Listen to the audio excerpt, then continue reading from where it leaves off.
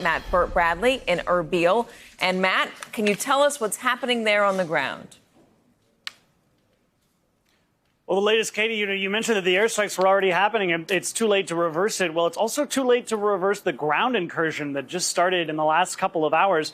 We're now hearing that around the area of Tel Abyad and between Tel Abyad and Ras Al Ain, which is to the east of that there's now Turkish forces who are streaming into Syria. And alongside them are Syrian forces that are actually backed by the Turks. They're Sunni Muslims who have long enjoyed support from the Turks, and they're moving in as well. And there's fierce fighting all along that border tonight, and it's just going to get more and hot as this day goes on, as the evening goes on, and as the days continue.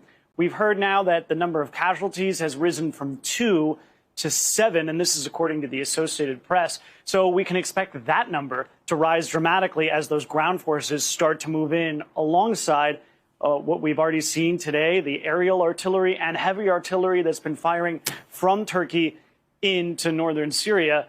And we're also getting a whiff, Katie, of some of the worrying signals that everybody had been talking about before this all started, which was something like the germinal seeds of a refugee situation. We're seeing video of a lot of Kurdish civilians who are climbing into cars and peeling out of that fringe between Syria and Turkey and headed, well, we don't know where. They could be going deeper into Syria, into regime-held territory.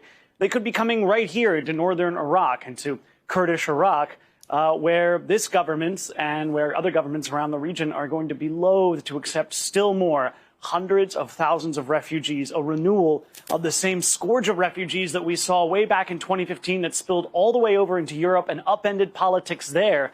So it's just, as we keep seeing with Syria, it's Groundhog's Day. It's just tragedy upon tragedy, the same over and over again. And now we're seeing it again, but starting with that, as you mentioned, that betrayal Matt, from the White House. I don't know Katie? if you've gotten reaction, if anybody's heard this on the ground there in Erbil, but the president was asked a moment ago about ISIS fighters and if they escape, is he worried about it? And he said that they would escape into Europe. Any reaction to that? Have you heard that? What is your reaction to it as a reporter who's been covering this? I hadn't heard that, but I mean, look, there's a lot of language issues here, right? So there was a Washington Post editorial that was written, I think it was yesterday, by a top Turkish diplomat. And he said that, he actually used the language that President Trump wasn't greenlighting it. He wasn't approving the operation. He was ceding control of the fight against ISIS to the Turks, basically allowing the Turks to take the fight against ISIS from the Syrian Democratic Forces, the mostly Kurdish forces that have been the tip of the spear for U.S. operations against Islamic State for the past several years. So what does that look like, really? I mean, we're talking about something like Al-Hol camp, which has tens of thousands of refugees from inside ISIS's former caliphate. We're talking about 12,000 hardened ISIS fighters who are now in the custody of the Kurds. So how is Turkey going to assume custody of those hardened fighters who are jihadis, who are determined to return back to a caliphate that was their dream? Well, they're going to have to wrench them literally from the Kurds' cold, dead hands. And that's going to be a very terrible fight because we're talking about, like I said, hardened jihadis who aren't exactly going to sit by and become pawns in a great power game between the Kurds and the Turks.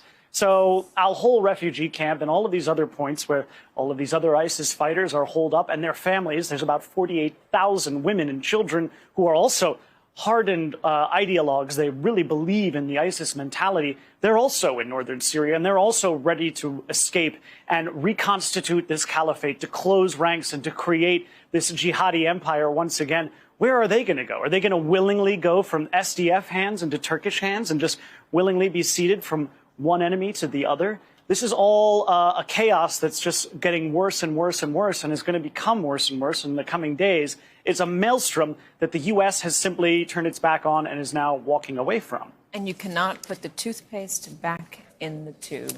Thank you, Matt. Hello, YouTubers. If you're watching this, it means you've checked out our channel, so thank you. Now do me a favor, subscribe by clicking on that button down there. Click on any of the videos to watch the latest interviews and highlights from MTP Daily and MSNBC. You can get more Beat the Press content every morning in the First Read newsletter. If you're tired of content that you don't know anything about where it came from, you don't have to have that problem with us. NBC News, MSNBC, MTP and the Meet the Press mindset right here for you on YouTube. Subscribe now.